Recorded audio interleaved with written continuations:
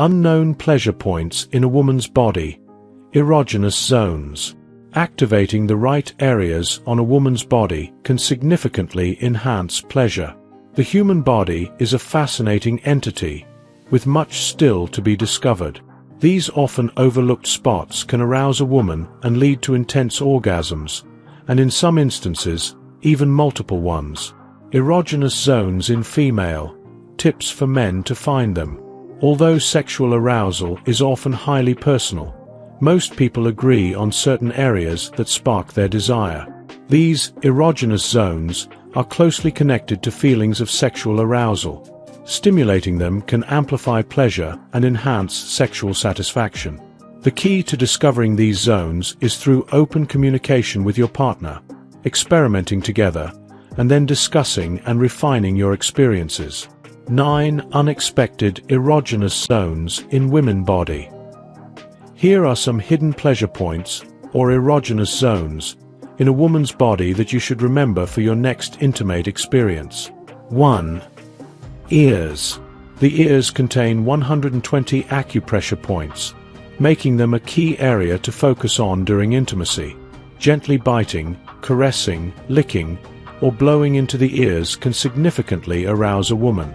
If you have a way with words, whispering seductive, provocative things into her ear can further amplify the sexual energy throughout her body. 2. Wrists. The wrists are often overlooked as an erogenous zone, but they shouldn't be. With a thin layer of skin, the wrists are highly sensitive, making them a potent pleasure point. When kissed or gently nibbled, they can arouse a woman significantly. 3. Nape of the neck.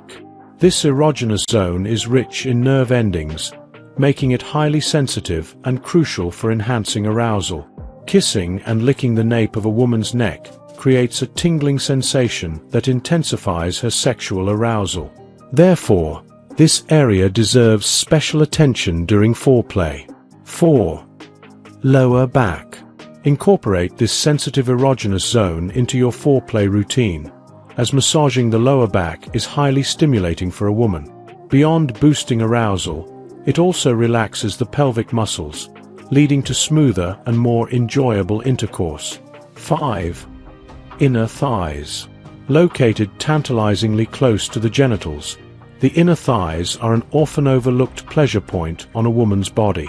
Kissing and licking this erogenous zone can quickly arouse her. During foreplay, you can heighten her excitement by gradually moving from the inner thighs to the clitoris. 6. Back of neck. The neck is one of the best erogenous zones in a woman, acting as a hot spot due to its extreme sensitivity, abundance of blood vessels, and association with vulnerability. Gentle, lingering caresses here can be especially effective. 7. Pelvis. Focusing some attention on her pelvis is a great idea, but you'll need to resist the temptation to move directly to her vagina. Similar to teasing her inner thighs, kissing and licking around her pelvis will build anticipation and excitement. Keep her wanting more by occasionally shifting your focus to other areas of her body before returning to this spot. 8. Behind her knees. This area is often overlooked by many men when trying to stimulate a woman, but it's actually quite sensitive. Gently caressing the back of her knee while you're in a public setting can build anticipation for when you get home. Make sure to give this special spot additional attention once you're alone together. 9. The arm.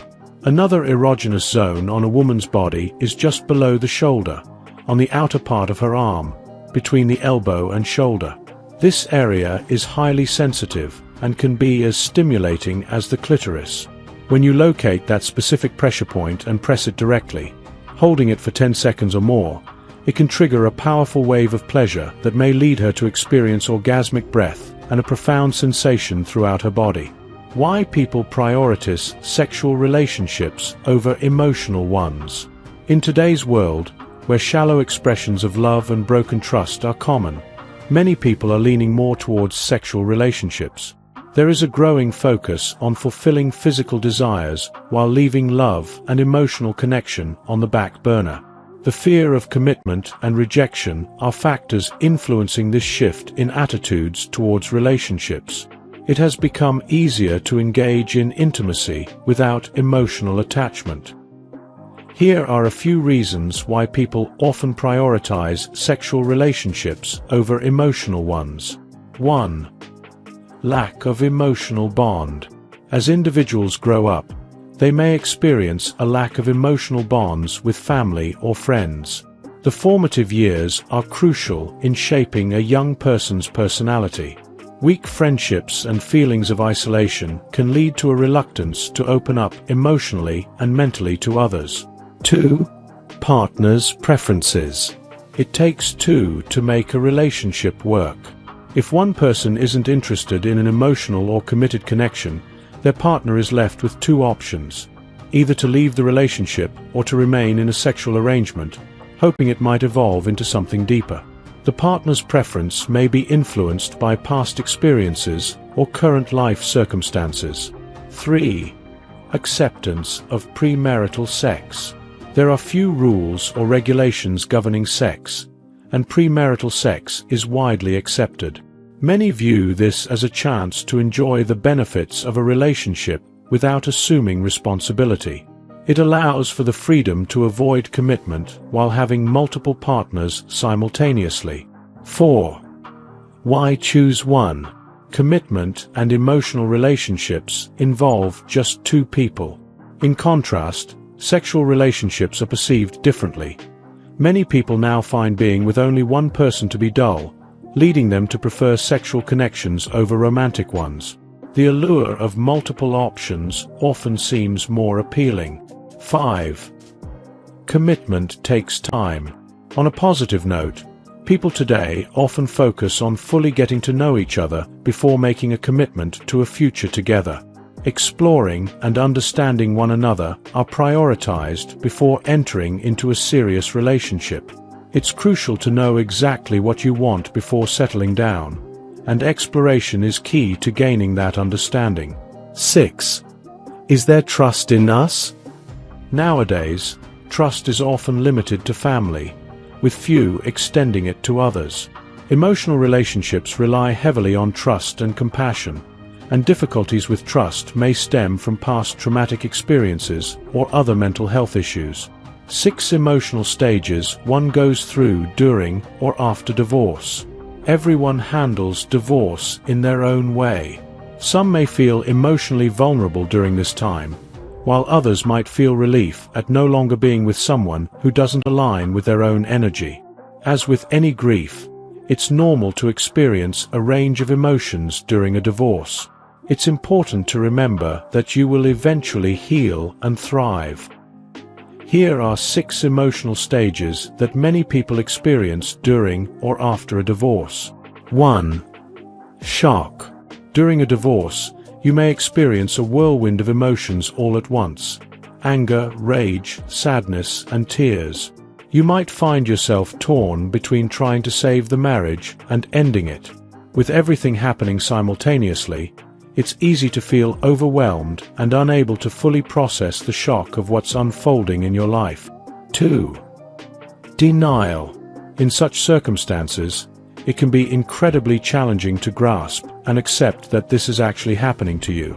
You may have trouble believing that your relationship has reached an impasse. Despite your efforts to resolve the issues, you find it difficult to move past them. Denial often becomes one of the most powerful emotions you experience during the divorce process. 3. Depression. Depression is a common risk during a divorce.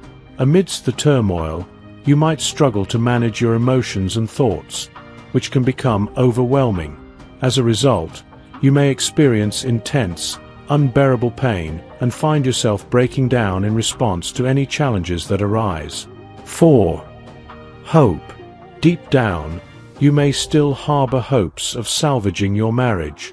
Despite how difficult things have become, you cling to the desire to make things work.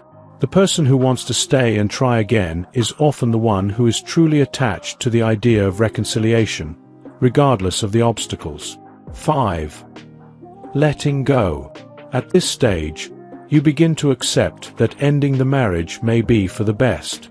You come to terms with the realization that there's nothing more you can do to salvage it after everything that has transpired. While you might still experience moments of breakdown, you're starting to embrace the situation as it is, accepting whatever comes next. 6. Acceptance. Gradually, you begin to accept that you are going through a divorce, recognizing that it's a normal part of life.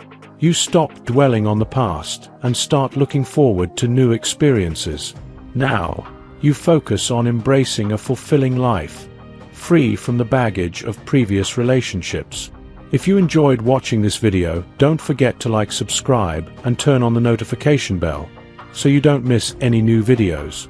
Let us know your thoughts about this video in the comment section down below, and feel free to stay and enjoy it until the end. Also make sure to check out our next highlighted video, and we will see you next time. Thanks for watching. Please like, share, and subscribe.